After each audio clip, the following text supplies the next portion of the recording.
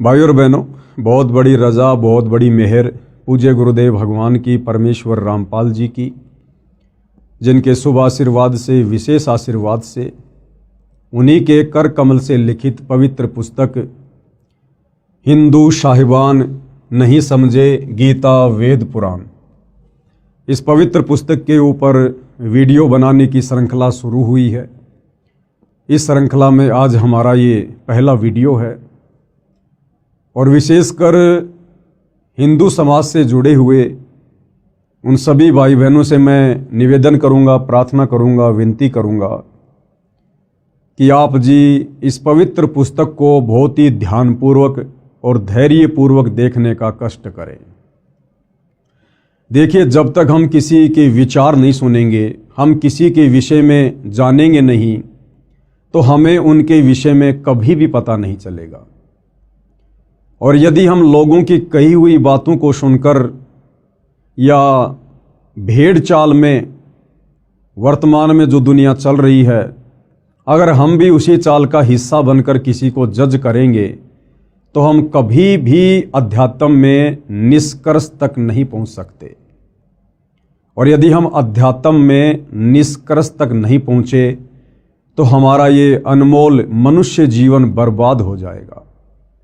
क्योंकि परमपिता परमेश्वर जी ने ये मनुष्य जन्म, चाहे स्त्री का हो या पुरुष का हो, जो कि 84 लाख योनियों से भिन्न है, हमें परमेश्वर ने केवल शास्त्र अनुकूल सत भक्ति, सच्चे सतगुरु से लेकर करके मोक्ष प्राप्ति के लिए मिला है।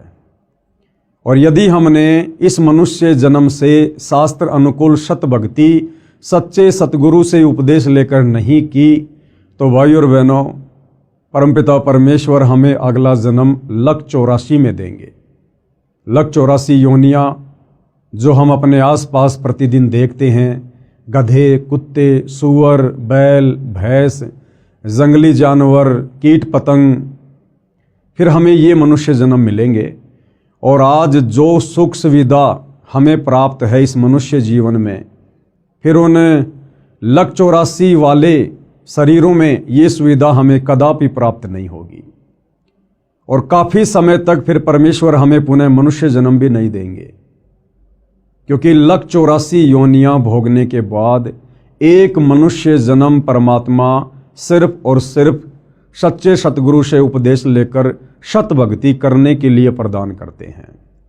इसलिए भाइयों और बहनों, आप इस मनुष्य जन्म की कीमत को समझिए और ये मनुष्य जन्म जिन श्वासों के ऊपर टिका हुआ है, उन श्वासों की कीमत को समझिए। सतगुरु रामपाल जी क्या समझाना चाहते हैं, क्या संदेशा वो समाज को देना चाहते हैं, क्यों उन्होंने सन 1994 से अपना जीवन परमार्थ के कार्यों के लिए न्योछावर कर दिया और वर्तमान में भी पूरी तरह से संघर्षरत हैं परमार्थ के लिए। तो महापुरुषों के जीवन में जब तक हम झांक कर देखेंगे नहीं, भाइयों और बहनों, हम सच्चाई से रूबरू नहीं हो सकते हैं। तो अब ये पवित्र पुस्तक हिंदू साहिबान नहीं समझे गीता वेद पुराण, मैं अपनी तरफ से इस पुस्तक के विषय में ज़्यादा कुछ नहीं बोलूँगा, क्योंकि इस पुस्तक में बहुत कुछ, या यूं कह लीजिए सब कुछ, सतगुरु रामपाल जी परमेश्वर जी ने डाल दिया है। आपने सिर्फ घर बैठे इस पुस्तक को ध्यानपूर्वक प्रतिदिन रात्रि 9 बजे मुझ पवन दास के फेसबुक पेज पवन दास इस लाइव के ऊपर अपनी आंखों से देखकर जज करना है। आप चाहें तो पवित्र गीता जी को, जो गीता प्रेस गोरखपुर से प्रकाशित है, विशेषकर हिंदू समाज जिसको परम सत्य मानता है, आप जी उस गीता को भी अपने साथ में रखिए। वो गीता जी कौन सी है, कहाँ मिलेगी, कहाँ से प्रकाशित हैं, इस पुस्तक में आपको बताया जाएगा, समझाया जाएगा।